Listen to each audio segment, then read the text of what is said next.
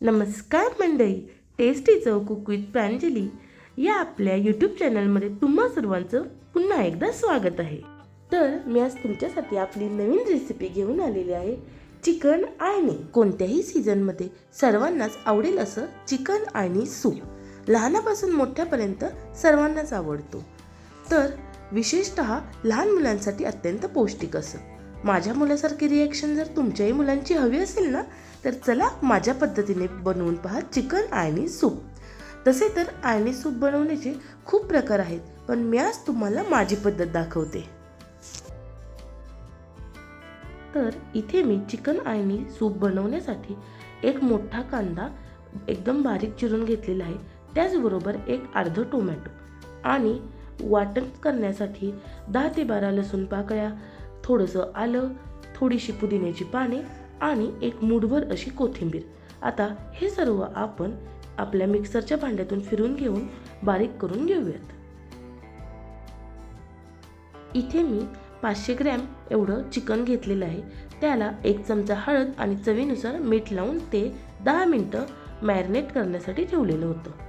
तुम्ही जर लहान मुलांसाठी चिकन आळणी सूप बनवत असाल तर विशेष करून काळजी घ्या की तुम्ही देशी चिकनच घ्याल। इथे मी देशी चिकनच घेतलेलं आहे। तसं तर तुम्ही चिकन आळणी हे कुकरमध्येही करू शकता, झटपट होतं। पण जर तुम्ही पातेल्यामध्ये केलं तर सूपला एक छान असा घट्टपणा येतो आणि चवीलाही छान लागतं।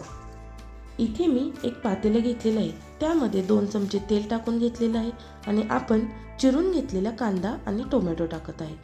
कांदा आणि टोमॅटो भाजल्यानंतर आपण जे आपलं वाटण करून घेतलेलं होतं तेही आपण इथे 1 चमचा टाकून घेत आहोत।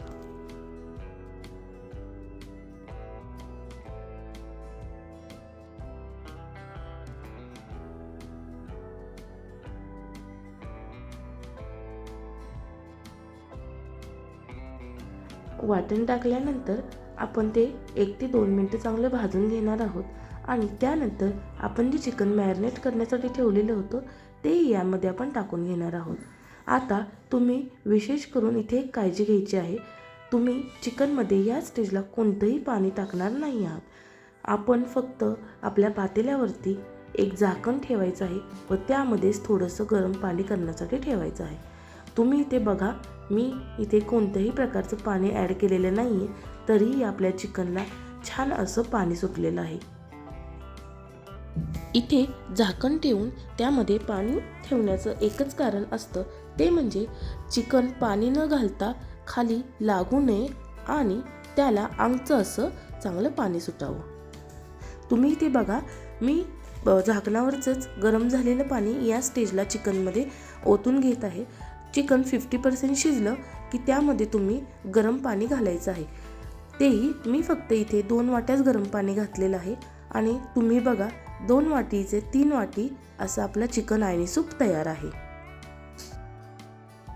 तुम्ही इथे बघू शकता, मी सुरुवातीला म्हटलेल्याप्रमाणे आपलं चिकन आळणी घट्ट असं तयार झालेलं आहे आणि 10 ते 15 मिनिटातच आपलं चिकन आळणी सूप हे तयार होतं आणि तुम्ही मस्तपैकी गरमागरम राईस सोबत हे एन्जॉय करू शकता। तुम्ही इथे बघा, माझ्या मुलाला हे तर खूप जास्त आवडतं आणि तुमच्याही मुलांची अशी मस्तपैकी रिॲक्शन हवी असेल तर माझ्या पद्धतीने चिकन आळणी सूप बनवून तयार करा आणि एन्जॉय करा। आणि अशाच नवनवीन आणि चटपटीत टेस्टी रेसिपी पाहण्यासाठी आपल्या टेस्टी चव कुक विथ प्रांजली या चॅनलला लाईक, शेअर आणि सबस्क्राईब करायला विसरू नका। Thanks for watching.